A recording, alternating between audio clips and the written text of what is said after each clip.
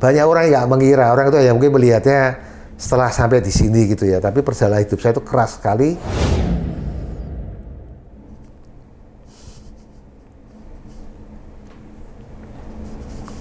Ya, Anda lihat ya, luka batin itu bisa sembuh, bisa diabaikan, tapi tidak bisa dilupakan gitu loh. Ya, emosi begini kadang-kadang masih muncul. Anda memberi uang kepada seorang fakir miskin, cara yang berbeda, hasilnya akan berbeda. Misalnya, Anda memberikan uang itu dengan dilempar. Padahal kita tahu fakir miskin itu orang cacat, dia susah sekali mengambilnya. Ya, waktu kita lempar jatuhnya agak jauh, dia harus merangkak untuk mengambil itu, dan ya sangat bisa dimaklumi kalau si fakir miskin tadi kemudian juga menggerutu. Bandingkan dengan kalau kita memberikan itu dengan tatapan wajah yang penuh belas kasih,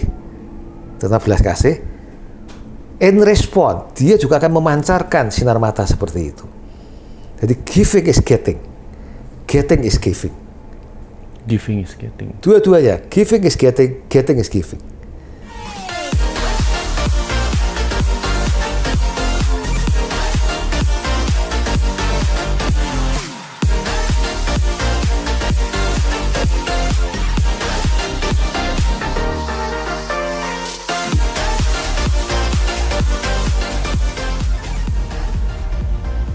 Seperti yang kita tahu kan sebetulnya perusahaan sudah dihandle oleh kakak-kakak Bapak ya. Tapi apa yang membuat Bapak memutuskan untuk pulang dan melanjutkan perusahaan keluarga, Pak? Iya, ceritanya di tahun 1991 saya itu dihubungin oleh salah satu kakak saya yang membawa pesan dari saudara-saudara. Intinya dikatakan oleh yang bersangkutan, kamu daripada bantu di tempat lain, kenapa kok nggak bantu di perusahaan keluarga sendiri gitu. Nah, itu message yang disampaikan, dan saya waktu itu merespon, oke, saya siap bantu, tapi dengan satu kondisi gitu. Nah, kondisinya apa? Saya bilang, saya mau membantu dalam hubungan antara kita, bukan sebagai kakak dan adik lagi, tapi sebagai atasan sama bawahan. Kenapa saya sampaikan seperti itu? Karena saya sadar kalau saya memimpin masih di bawah bayang-bayang sebagai adik paling kecil, saya tidak akan bisa menjadi effective leader gitu. Nah, terus message yang saya sampaikan itu direspon oleh kakak saya, oke, gitu ya. Kalau begitu coba saya sampaikan dulu dengan saudara-saudara yang lainnya. Dan itu butuh kira-kira sekitar hampir 3 tahun lah ya. Hampir 3 tahun baru kemudian ada kabarnya lagi. Yang intinya 2 tahun lebih lah ya, mengatakan oke, saudara-saudara sudah siap kamu pimpin, setuju dengan syarat yang kamu ajukan gitu. Jadi udah ceritanya saya udah ngantongin license to lead lah gitu ya, license to lead as their leader gitu, bukan sebagai anak yang paling bungsu gitu. Walaupun kemudian pada waktu saya memimpin, saya tidak kemudian serta-merta terus menggunakan lisensi itu untuk istilahnya terus tancap gas begitu aja gitu ya, tidak. Tapi saya banyak melakukan manajemen by heart itu di beberapa tahun pertama.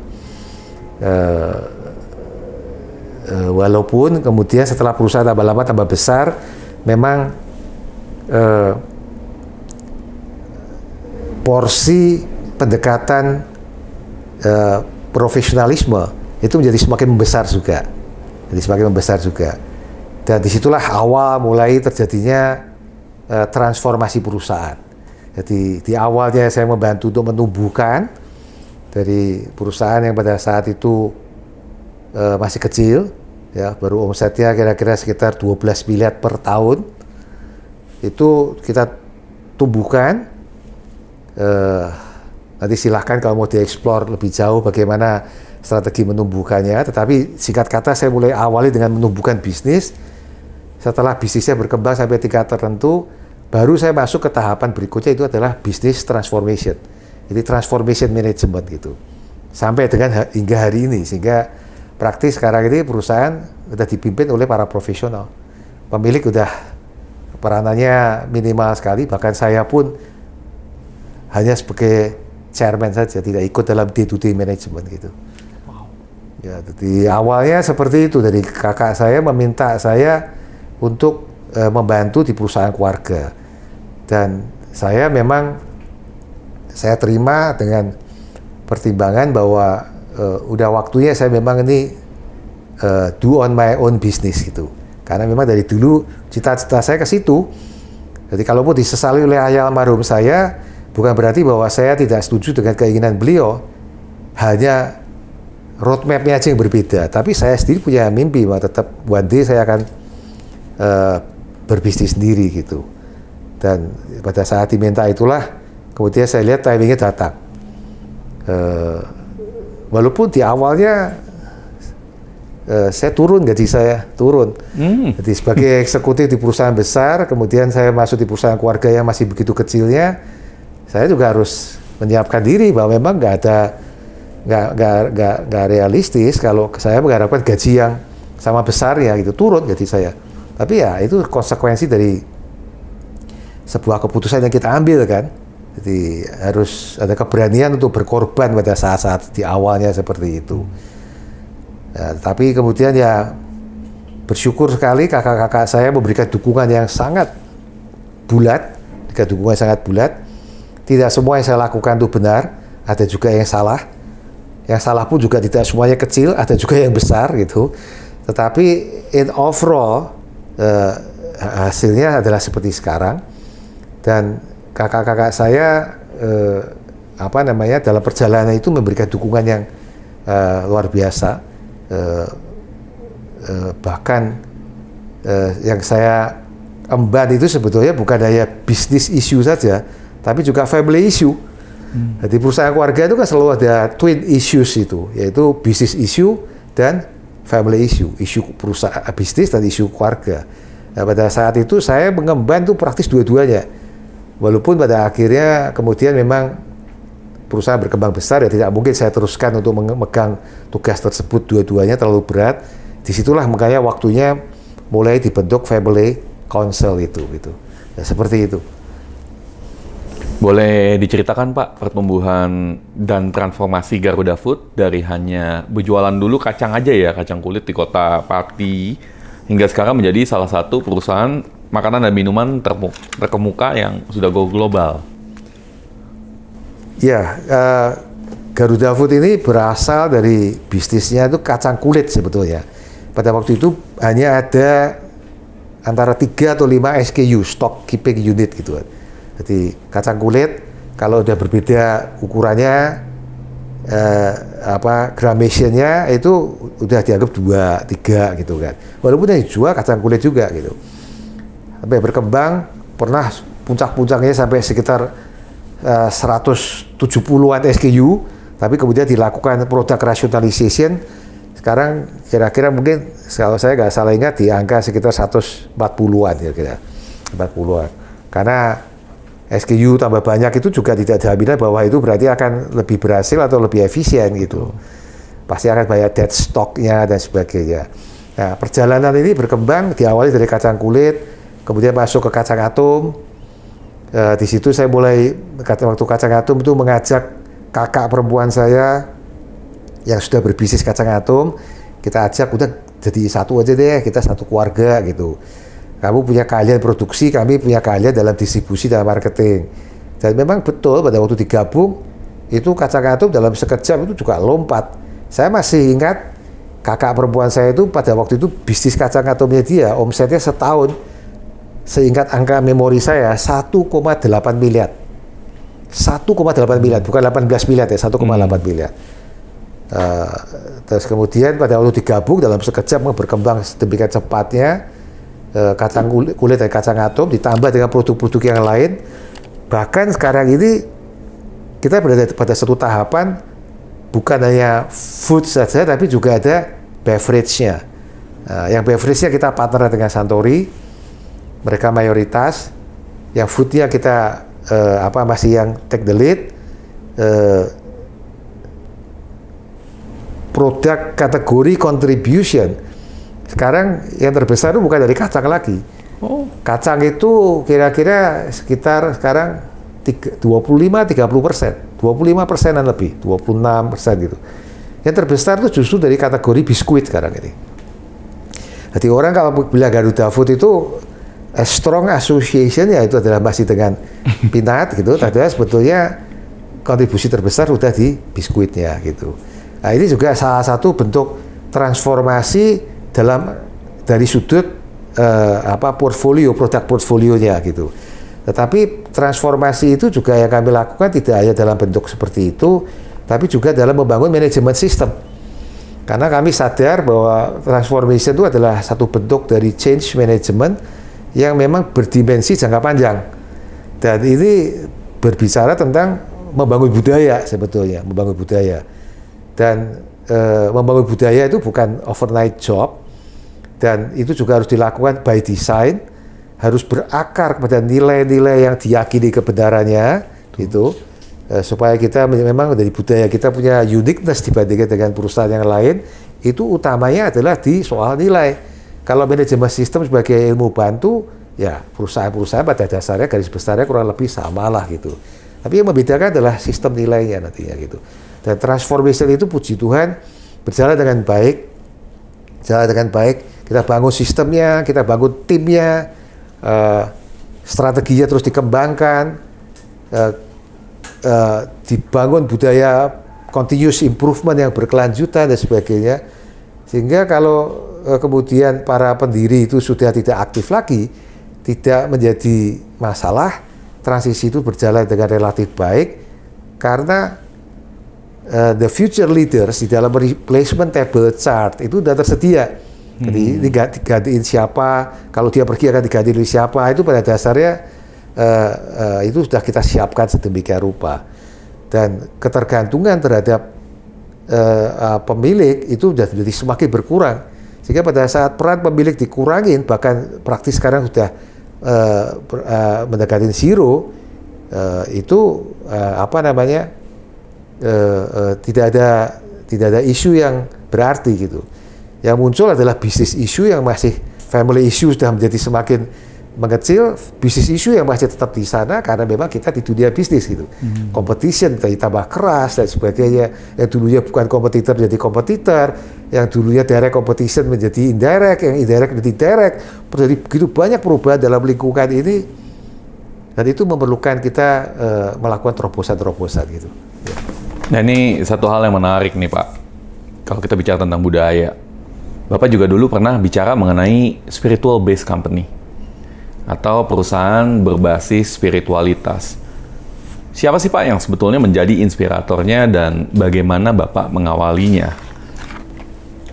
Ya, yang dulu kami sebut dengan SBC, Spirituality Based Company, sekarang mengalami proses evolusi, terminologinya menjadi MBB, Mindfulness Based Business. Itu masing-masing ada alasannya gitu ya. Kenapa dari spirituality jadi mindfulness, kenapa dari company jadi bisnis, itu ada alasannya. Singkat katanya, kalau spirituality itu pasti tetap relevan, tetapi ada pertimbangan khusus bahwa lebih baik menekankan metodologinya daripada hanya sekedar mengangkat nilai esensialnya. Spiritualities itu esensinya adalah menggunakan nilai-nilai universal yang ada di semua agama, tetapi kemudian kami menyadari bahwa lebih bagus kita berbicara metode untuk membangun itu daripada bicara esensinya. Karena esensinya itu tetap bisa diuraikan di depan, tapi kemudian metodenya yang penting. Makanya kemudian kita menggunakan istilah mindfulness karena itulah metodenya. the method untuk membangun perusahaan yang dengan basis spiritualitas tersebut. Kemudian kenapa kok bukan company tapi kok bisnis? Karena metode ini itu relevan tidak hanya untuk para pengusaha saja, tetapi ini relevan untuk semua mata pencarian. Mau politician, mau hakim, mau pejabat negara, mau lawyer, mau profesional, employee, dan tentu saja pengusaha. Itu semuanya sepanjang itu adalah mata pencarian yang digelutin setiap hari, itu relevan untuk menggunakan pendekatan seperti ini gitu. Nah, dengan catatan memang tentunya harus dilakukan semuanya by design. Tidak boleh terjadinya itu by default atau ya cuman dicanangkan begitu saja, habis itu kemudian tidak dikelola dengan sebagaimana mestinya.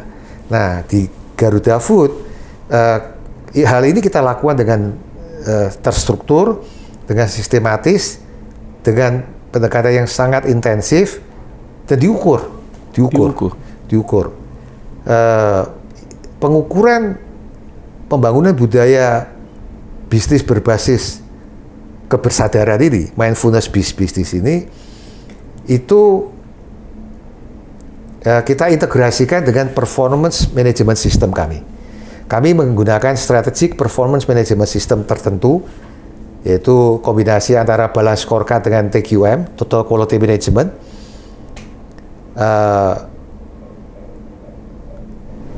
Yang mana pembangunan budaya ini diintegrasikan dalam sistem tersebut sehingga semua member di dalam organisasi ini tidak punya pilihan dia kecuali harus mengikuti aturan mainnya.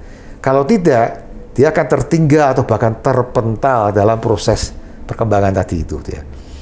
Karena apa? Misalnya setiap tahun kita ngukur tidak hanya kinerjanya saja, yaitu KPI-nya, yaitu sifatnya jangka pendek. Kita juga ukur kompetensinya dia, attitude-nya utamanya, tentang kesesuaiannya dengan nilai-nilai yang ada di perusahaan. Dan itu diukur setiap tahun dengan sistem pengukuran yang kita kembangkan sendiri sedemikian rupa, sehingga kita bisa menimbulkan apakah seseorang itu sudah bicara individual performance management, baik IPP maupun IDP-nya. Kalau sudah ketahuan IPP-nya, individual performance plan-nya, kemudian dijalankan, akan kemudian bisa disimpulkan apa IDP-nya, individual development plan-nya. Jadi ketahuan dia ada need for area di mana, area for improvement, di situ dia dikembangkan sesuai dengan kebutuhannya. Dan itu dilakukan dari waktu ke waktu, dan tugas pemimpin adalah utamanya salah satunya bertanggung jawab tentang terjadinya hal tersebut. Jadi pemimpin tidak boleh hanya konsentrasi pada task management saja, tapi juga pada people management, utamanya memastikan ada alignment dalam perkembangan diri karyawan tersebut atau anak buahnya dengan nilai yang dianut oleh perusahaan. Nah, karena nilai itu abstrak, maka kita jabarkan jadi basic mentality, mentalitas dasar yang kita rumuskan jadi 5 mentalitas dasar ini kita jabarkan lagi jadi 7 perilaku kunci. Karena dengan perilaku inilah baru bisa kita ukur. Pikiran kan belum bisa diukur gitu ya. Yang bisa diukur kan perilaku. Tetapi kalau kita trace back, perilaku ini bisa ditelusuri asal-usulnya dari basic mentality yang mana. Basic mentality ini nyambung dengan corporate core values yang mana. Seperti itu. Dan itu terus kita lakukan ukuran dari waktu ke waktu. Kalau KPI itu, Key Performance Indicator, itu dikaitkan dengan target-target kinerjanya dia, itu dinilai 1 sampai 5. Kalau ini nilainya cuma 0 atau 1. Kalau lift the value dapat 1, kalau lift the value ya 0, langsung gitu dia. Nah, sehingga akan terjadi nanti 4 kuadran.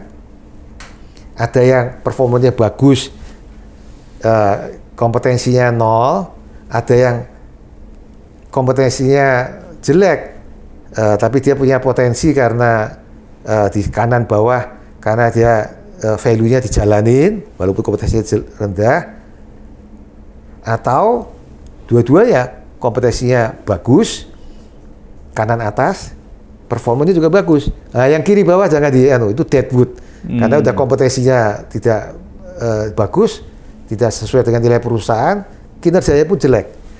Nah, ini lalu hanya bisa kita kelompokkan jadi 4 kelompok seperti ini, 4 kelompok besar ya, dalam prakteknya tidak hanya sesederhana itu melalui proses pengukuran tadi, dan itu diintegrasikan dengan strategic performance management system yang ada di perusahaan.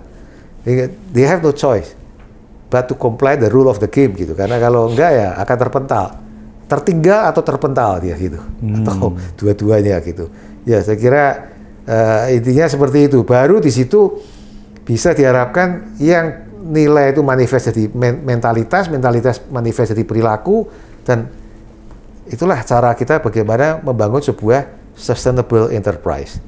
Karena strategi yang kami tempuh ini bukan strategi yang neko-neko, tetapi ini adalah competitive strategy yang diyakini oleh perusahaan yang kalau dijalankan, that is the way how you can compete with your market, globally or regionally or locally. Itu diyakininya seperti itu, dan semuanya menjadi serba terukur dan diukur. Jadi bukan hanya terukur aja, harus diukur. Oleh sebab itulah performance evaluation itu di dalam kita perusahaan setahun pecah dari 2, performance review pertengahan tahun paling lambat ya, dan performance evaluation akhir tahun. Keluar raportnya, naik kelas apa nggak naik kelasnya di situ dia.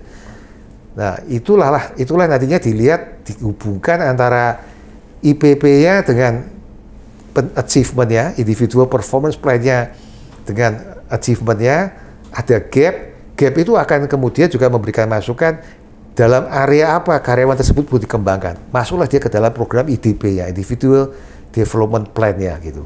Ya, kira-kira seperti itu. Jadi ini kita kalau ibaratnya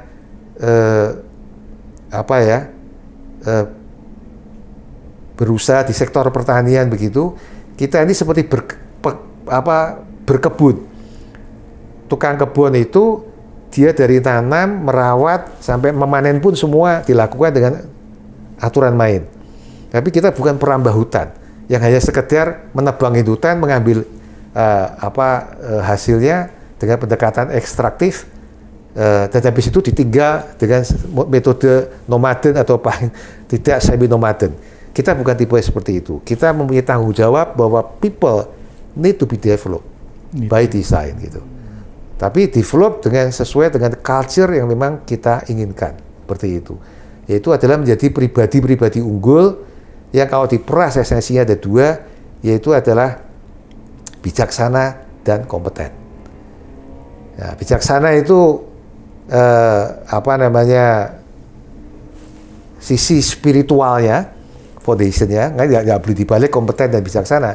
Bijaksana dan kompeten. Karena dari bijaksana ini kemudian juga dikembangkan kompetensinya, maka dia akan menjadi manusia-manusia yang kita sebut dengan sujana. Dalam kamus besar bahasa Indonesia, sujana itu ada. Bijaksana dan tidak hanya sekedar pandai saja, tapi juga memiliki sifat bijaksana. Tidak hanya sekedar menggunakan head saja, cipta, tapi juga menggunakan rasa. Dan kemudian diwujudkan menjadi kerso. Jadi cipta, rasa, dan kerso. Sehingga itu adalah kombinasi antara head, heart, dan hand ya dia gitu. Nah itu semua berakar, deeply rooted di dalam corporate core values yang sudah kita define seperti tadi. Baik pada tataran mentalitas dasar maupun perilaku kunci. Ya kira-kira seperti itu. Bangun budaya memang bukan hal yang mudah ya. Dan dalam perjalanan juga tidak ada jaminan itu akan self-propelling. Kalau nggak diteriakin, nggak diingatkan, pelan-pelan bisa belok lagi. Jadi harus terus dikawal gitu, dikawal. Tugasnya chairman salah satunya ke situ. Salah satunya chairman tugasnya yang terpenting adalah ke situ. Oke. Kabarnya Bapak pernah bernasar, Pak, sehingga mendorong Bapak terus ingin bertransformasi menjadi lebih baik. Dan juga kalau kita bicara tentang prakteknya itu seperti bagaimana sih, Pak? Apakah ada meditasi bersama atau ada bersedekah bersama? Itu boleh lebih dijelaskan, Pak? Ya, jadi saya mempunyai prinsip begini. The very reason of our birth, alasan utama dari kelahiran kita jadi manusia ini adalah untuk melakukan self transformation. Otherwise itu is a waste of life. Kalau kita dalam hidup, apalagi diberi panjang umur, kemudian tidak mengalami transformasi menjadi lebih baik, itu berarti adalah sebuah penyia-nyiaan kehidupan itu sendiri. Itu prinsip saya. Nah, transformasi itu harus dimulai dari transformasi diri sendiri. Ya, baru kemudian dilakukan dengan transformasi organisasi. Baru akhirnya transformasi masyarakat. Masyarakat bisa setempat, bisa nasional, bisa regional, bahkan bisa sampai global. Global gitu. Baru kita katakan bahwa kehidupan kita itu jadi lebih bermakna, more meaningful pada saat kita menjadi a better person. Jadi better person. Di dalam bahasa Jerman kuno itu ada satu kata disebut dengan wealth. Wealth itu yang sekarang bahasa Inggrisnya jadi wealth yang berarti kekayaan. Tulisannya itu adalah W-E-A-L-T-H, itu kekayaan bahasa Inggris. Tapi kalau dalam bahasa Jerman kuno aslinya secara etimologi wealth ini tidak ada huruf A-nya, tulisannya hanya W-E-L-T-H. Jadi wealth kekayaan itu asalnya dari W-E-L-T-H. Dan ternyata wealth ini maknanya dalam bahasa Jerman kuno ini itu adalah to be better, menjadi lebih baik.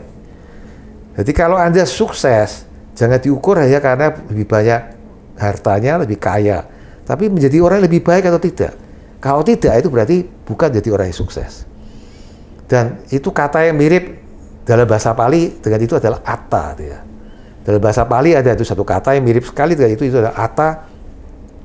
Memang adalah mempunyai dua dimensi, satu memang atta dalam artian duniawi, satu lagi dalam artian transendental. Itu adalah menjadi manusia yang lebih baik itu. Nah, seperti itu. Jadi pada tataran filosofis pada dasarnya hidup ini harus kita maknai menjadi orang yang lebih baik. Dan itu nyambung pada waktu saya suatu ketika itu ketemu berdiskusi dengan Buya Syafi'i Marif, guru bangsa yang sekarang ini masih ada bersama-sama kita. Beliau mengatakan, membuat statement yang membuat saya merenung cukup lama dan sampai sekarang saya terus kutip di berbagai kesempatan. Beliau mengatakan begini, Pak Damek, menurut saya ajaran dari semua agama itu pada esensinya sama, yaitu adalah bagaimana membuat umatnya masing-masing menjadi lebih baik, menjadi orang-orang yang lebih baik. Kalau tidak menjadi orang yang lebih baik, maka ada sesuatu yang salah dalam proses belajar agamanya. Jadi kalau belajar agama malah jadi kelakuannya nggak karuan-karuan, bukan agamanya yang salah. Agama selalu mengajarkan kebenaran, pasti baik. Tetapi proses belajarnya ada yang salah. Proses pemahamannya ada yang salah. Dan kemudian proses belajar dan pemahaman itu diyakini dan dikukuhkan sebagai ajaran agamanya itu sendiri itu. Jadi kalau Pak Johan Effendi dulu mengatakan harus dibedakan antara agama dengan keberagamaan. Agama ini sebuah truth, dharma tadi itu. Benar, percaya nggak percaya, tahu nggak tahu, truth is truth. Tapi keberagamaan itu adalah proses memahami agama tadi. Dan ini antara orang yang satu dengan orang yang lain, tingkat pemahamannya, tingkat mastery levelnya bisa berbeda-beda. Ada yang mencapai tingkat mastery levelnya 1 dari 5, mencapai tingkat 4, misalnya. Ada yang mungkin barangkali 1. Tapi bisa aja yang 1 ini suaranya lebih vokal, lebih kencang. Sehingga seolah-olah dia mengklaim bahwa yang saya yakini inilah yang benar. Dan repotnya karena dia misalnya adalah kebetulan seorang guru, diikuti sama murid-muridnya, muridnya ikut tersesat. Di situ itu makanya diawali dari transformasi diri dulu. Baru berpikir membantu orang lain untuk mengalami transformasi. Kalau kita sendiri belum beres, jangan ngajari orang lain. Karena kalau sederhananya, sering saya kasih contohnya, kalau di pesawat itu, kalau zaman belum ada pandemi, sering terbang pakai pesawat gitu ya, itu pengumuman pramugarinya selalu mengatakan, kalau terjadi tekanan udara yang turun, maka kenakanlah masker ini sebelum Anda menolong orang lain, anak Anda. Jadi artinya kita itu baru bisa menolong orang lain kalau diri kita sendiri udah beres gitu loh. Itulah self transformation is the starting point, is the beginning gitu. Ya, saya kira itu. Jadi fokus ke diri sendiri ya Pak ya. Iya. Ada nggak sih praktek-praktek yang dilakukan secara rutin dan bersama, dan ada nggak sih yang menolak dikarenakan ada belasan ribu karyawan di Garuda Food? Penerapan nilai-nilai perusahaan itu adalah bicara tadi saya katakan change management. Dan di dalam change management, setiap leader harus menyadarin selalu pasti ada pihak yang resilient to change dia. Dia tidak suka terhadap perubahan tersebut. Selalu ada. Tetapi sepanjang pemimpinnya itu konsisten, maka hal itu pada akhirnya akan bisa diterobos. Memang dalam pengalaman saya tidak semuanya bulat 100% sependapat.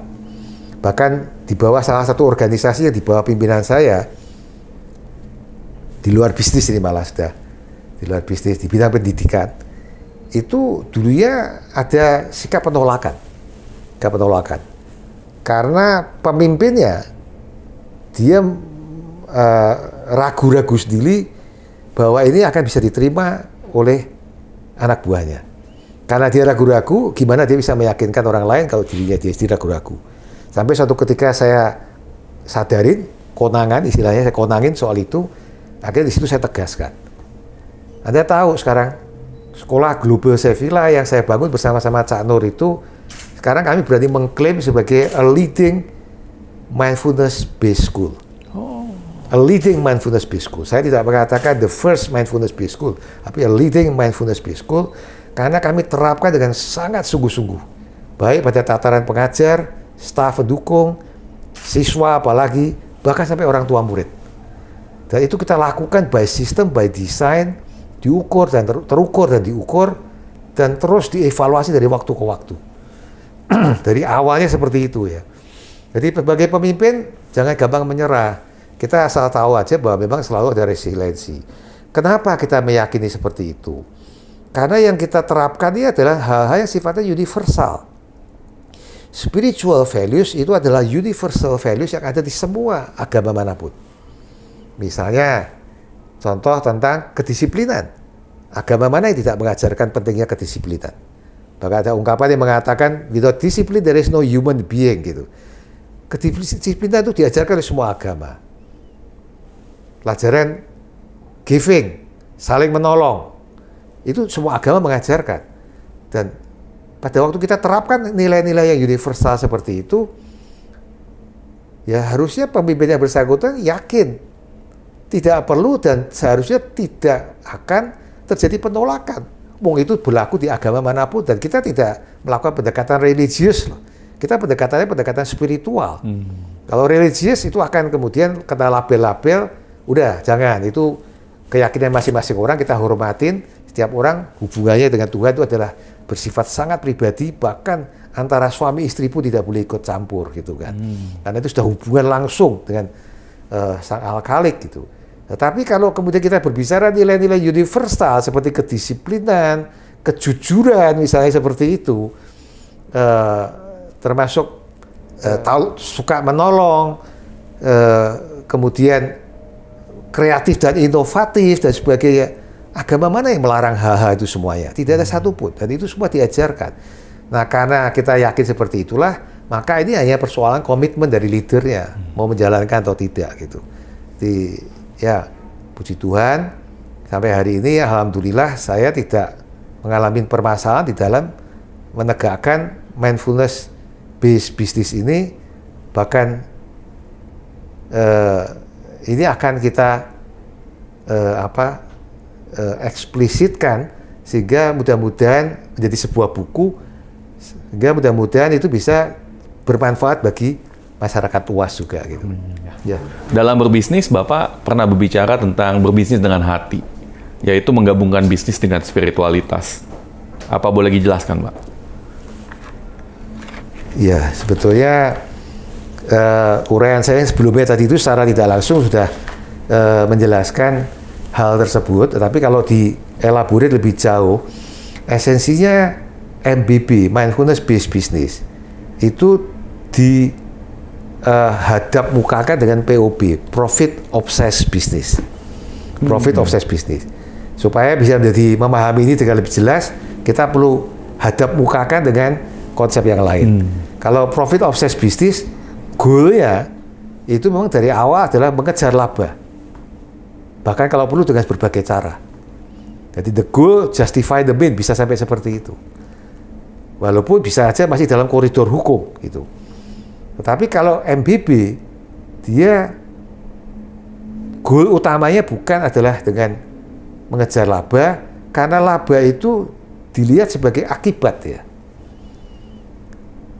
Filosofi dari MBB tersebut adalah kalau kita memberikan, ada keluar dari rasa empati kita, bahwa kita menjawab atau memecahkan masalah atau kebutuhan yang dihadapi oleh pelanggan kita, maka perusahaan tersebut pada akhirnya akan berkembang dengan baik dan profit itu hanya sekedar akibat saja. Jadi berbeda ya penekanannya ya. Jadi poin saya adalah MBB tidak mengatakan profit itu tidak penting. Oh, sangat penting.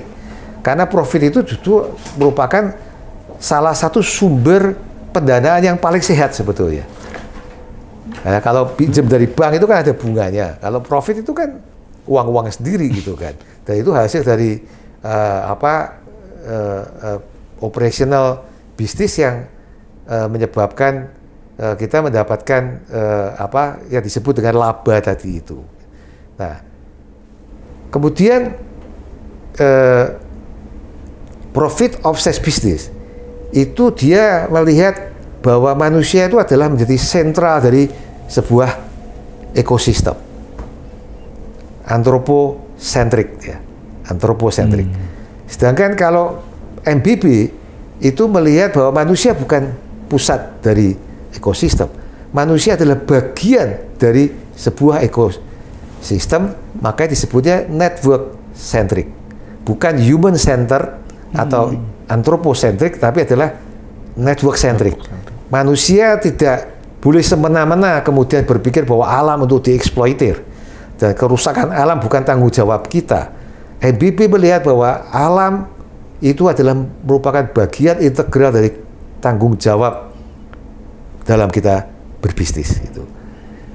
Nah, kemudian juga kalau POB profit obsessed business itu melihat tidak menekankan pentingnya mengenai bagaimana cara mendapatkan keuntungan dan bagaimana cara menggunakan keuntungan tersebut, karena itu lebih kepada untuk kepentingan shareholder. MBB menekankan bahwa cara mencari profit itu penting, dan kemudian setelah profit diperoleh pun itu juga dipergunakan secara adil di antara stakeholder, pemangku kepentingan, bukan hanya shareholder aja gitu. Nah, dan seterusnya.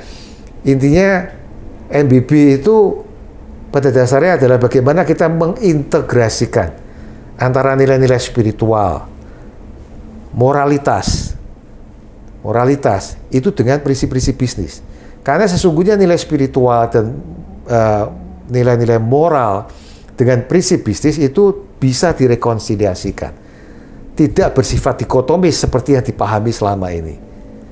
Itulah yang sebetulnya di-trigger oleh pertanyaan Sokratik yang pertama kali dimunculkan oleh ayah almarhum saya di tahun 1968, waktu Sudamek masih berumur 12 tahun. Beliau tanya bukan kepada Sudamek, tanya kepada kakak-kakak saya di ruang makan. Beliau bertanya, menurut kamu apakah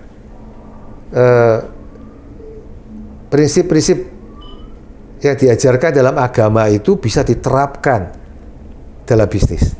Dan saya masih ingat kakak-kakak saya waktu itu terdiam mendapatkan Socratic question yang sangat tidak mudah untuk dijawab tersebut.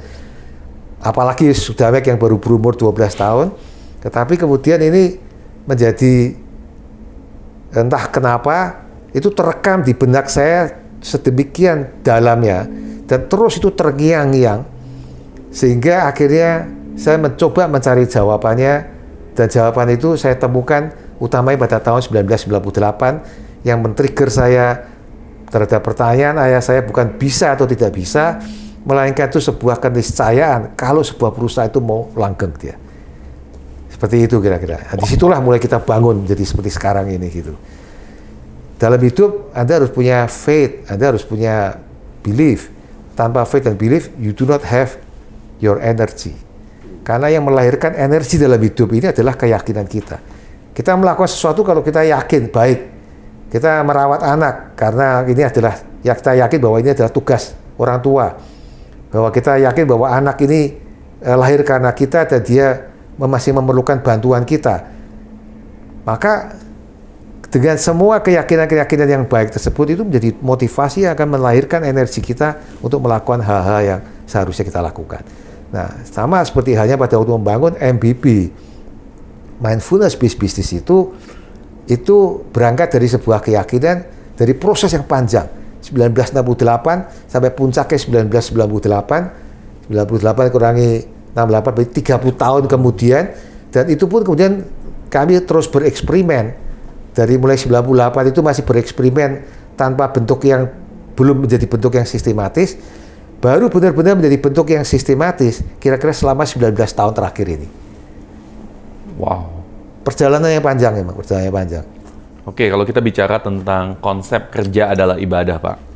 Bapak bagaimana cara mengaplikasikannya di Garuda Food? Ya, jadi baik lagi MBB itu kalau dijalankan akhirnya akan sampai pada suatu situasi di mana kita akan mengatakan iya, sesungguhnya kerja itu adalah ibadah. Kenapa? Karena antara kerja mata pencarian dengan ibadah menjalani ajaran agama, jadi to be a better person tadi, itu dua hal yang bisa diintegrasikan. Nah, di Garuda Food hal tersebut dilakukan dengan dalam berbagai bentuk latihan kebersadaran itu, praktek kebersadaran, yaitu mindfulness practices yang dilakukan baik dalam event-event tertentu maupun bisa diterapkan kalau tergantung individunya masing-masing yang rajin dan disiplin, dia bisa terapkan di saat kapanpun dia sedang lakukan. Seperti saya pada waktu Anda interview seperti ini, itu setiap saat saya kembali ke nafas saya supaya saya mendapatkan lagi pikiran saya berada di sini dan saat ini. Dan pada saat pikiran saya berada di sini dan saat ini, disitulah kemudian konsentrasi saya ada. Jadi dengan misalnya kita kalau mau mengadakan rapat, di awal rapat diawali dengan latihan yang kita sebut latihan hening. Itu adalah terjemahan bebas dari di perusahaan kami yang disebut dengan mindfulness practice tersebut. Di tengah-tengah rapat diingatkan kembali. Selesai rapat ditutup dengan doa syukur. Nah, Anda bisa bayangkan rapat yang diadakan dengan cara seperti ini, dan saat kita membawa pulang pikiran kita di sini dan saat ini, berarti pikiran kita berada dalam ketenangan. Dan dengan ketenangan itulah kemudian produktivitas sebetulnya akan meningkat. Kreativitas akan keluar di sana. Kreativitas tidak akan keluar dalam pikiran yang sedang stres dia. Ya. Tetapi kalau overcome berlebih-lebihan, maka juga tentunya akan produktivitas juga nggak bisa menendang dia. Jadi memang ini harus dikelola kalau yang disebut dengan eustress itu, stres yang indah. Ya, stres itu di situlah makanya di tempat kami antara peaceful dengan dynamic itu dikelola secara seimbang. Peaceful itu adalah pendekatan spiritualnya, dynamicnya adalah pendekatan duniawinya. Jadi dua-duanya harus dikelola seperti dua sayap burung. Untuk bisa terbang, dia harus digerakkan dua-duanya secara dinamis, seimbang dan dinamis. Itu hanya bisa terjadi sekali lagi kalau kita tidak terjebak dalam pemikiran yang dikotomis antara kehidupan spiritual dan kehidupan duniawi, kehidupan mata pencarian dengan kehidupan beragama. Kalau kita sepanjang berpikirnya tidak dikotomis, tetapi adalah berpikir paradoksal. Berpikir paradoksal itu artinya melihat dua fenomena kehidupan yang di atas permukaan kelihatan berbeda, tetapi kalau kita mempunyai kesabaran untuk mendalaminya, maka dua fenomena itu sebetulnya bisa diintegrasikan. Dan di tempat kami melakukan pendekatan paradigma, menggunakan pendekatan paradigma paradoksal. Kami meyakini bahwa itu bisa diintegrasikan, dan pada saat diintegrasikan, maka Anda bisa bayangkan, Anda pada saat sedang melakukan ibadah dalam artian agama kita masing-masing. Katakanlah bentuknya berdoa. Sebetulnya berdoa itu adalah mendekatkan diri kita kepada Tuhan. Mendekatkan itu tujuannya apa? Supaya kita menjadi a better person. Kalau kita yang mengklaim bahwa saya dekat dengan Tuhan, Tuhan akan selalu melindungi saya, tapi kelakuannya nggak karuan-karuan, there is no such thing. Nggak ada itu seperti itu. Tuhan hanya akan melindungi sesuai dengan apa yang kita lakukan. Kalau kita melakukan kebaikan, then God will bless us. Nah, kalau seperti itu pengertiannya, maka praktek yang dilakukan mindfulness practices, latihan hening tadi, sepanjang dalam kehidupan sehari-hari, makan pun juga latihan, jalan pun juga dilatih gitu. Berarti pikiran kita terus diingatkan supaya menghasilkan bentuk-bentuk pikiran yang positif, bentuk-bentuk pikiran yang sehat. Bukankah itu sama dengan tujuan pada waktu kita melakukan ibadah? Ibadah kan sebetulnya untuk menghasilkan pikiran-pikiran yang positif. Kita kalau habis melakukan doa, kita keluar tuh menjadi orang yang lagi baik-baiknya pikiran kita kan. Nah, kalau ini dilatih dari waktu ke waktu, kita sama saja itu melakukan doa dari waktu ke waktu. Tetapi kalau doa itu diartikan adalah sebuah kegiatan yang hanya spesifik dengan memejamkan mata dan melakukan di ruangan yang tersendiri, maka itu akan jadi terbatas. Itu bukan salah, itu baik, tetapi akan jadi lebih terbatas. Tetapi kalau itu diintegrasikan dengan aktivitas yang kita lakukan, orang Jawa punya konsep yang namanya topo ngerame. Topo ngerame. Jadi dia seperti bertapa, tapi sambil tetap melakukan kegiatan aktivitasnya sehari-hari. Dan itulah yang disebut dengan mindfulness practice itu.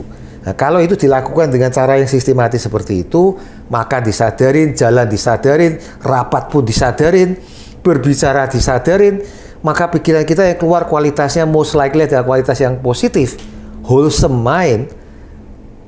Itulah yang kemudian that work is worship. Kerja itu adalah ibadah. Itu maknanya seperti itu. Ya, mudah-mudahan menjawab. Wow, Pak. Wow. Keren banget. Ya. Keren banget. Jadi benar-benar holistik ya, wholesome. Bukan hanya satu bagian dan satu bagian lagi, tapi bergabung.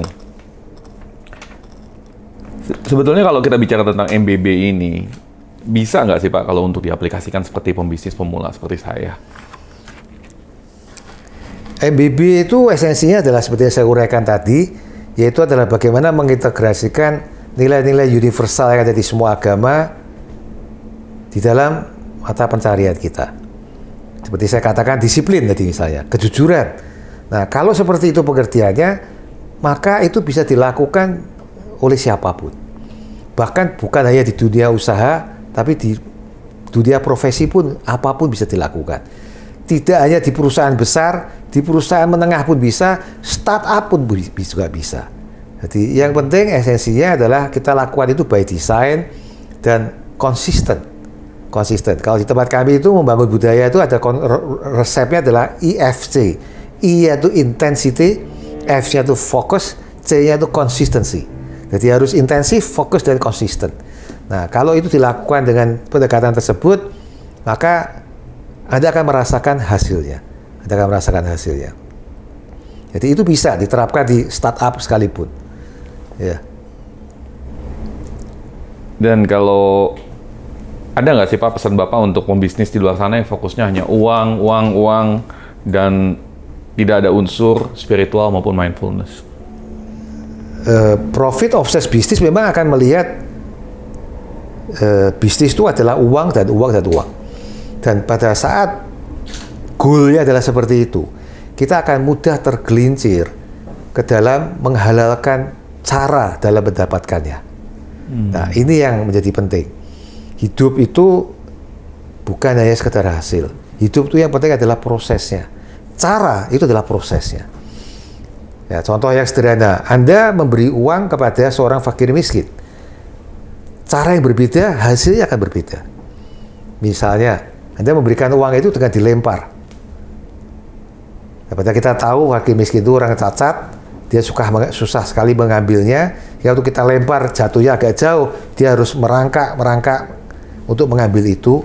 Dan ya sangat bisa dimaklumi kalau si fakir miskin tadi kemudian juga menggerutu. Bandingkan dengan kalau kita memberikan itu dengan tatapan wajah yang penuh belas kasih, tentang belas kasih, in response, dia juga akan memancarkan sinar mata seperti itu. Jadi giving is getting, getting is giving. Giving is getting. Dua-duanya, giving is getting, getting is giving.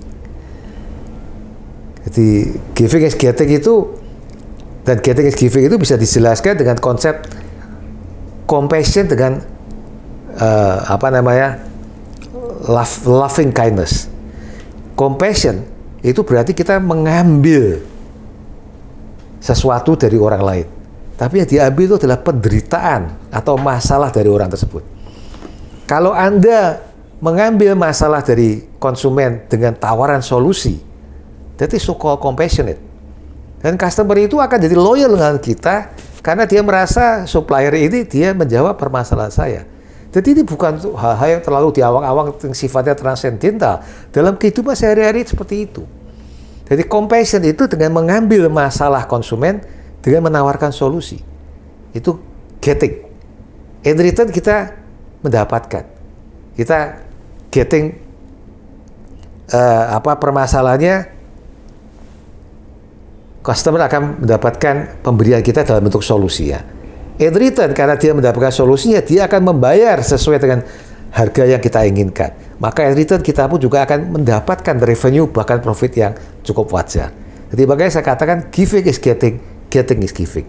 Itu compassion. Loving kindness, kalau compassion itu mengambil masalah, kalau loving kindness itu mendatangkan kebahagiaan kepada seseorang. Sama di bisnis pun juga begitu. Kalau Anda bisa menawarkan produk dengan memberikan yang merupakan sebuah sebuah solusi yang delighting kepada konsumen, ya, walaupun dia tidak membayarkan, semula akan mendapatkan pengalaman yang wow experience gitu dengan membeli produk tersebut, maka itu akan menambah kebahagiaan dia pada waktu menggunakan produk kita. Jadi mendatangkan kebahagiaan dan menyelesaikan masalah atau mengurangi penderitaan, ini adalah dua sisi dari mata uang yang sama. That is the philosophy of doing business. That is the philosophy of doing business. Giving is getting, getting is giving. Dan kalau itu kita yakini, itu kita terjemahkan dalam bentuk berbagai terobosan yang kreatif dan inovatif, then the sustainability of the enterprise is waiting ahead. Kira-kira seperti itu. Saya itu dari keluarga miskin gitu loh. Makanya kalau sampai ada yang melecehkan jangan mau dengan orang kiri itu karena memang saya dari keluarga miskin. Makan aja tuh ngantri dulu gitu, anak 11 itu.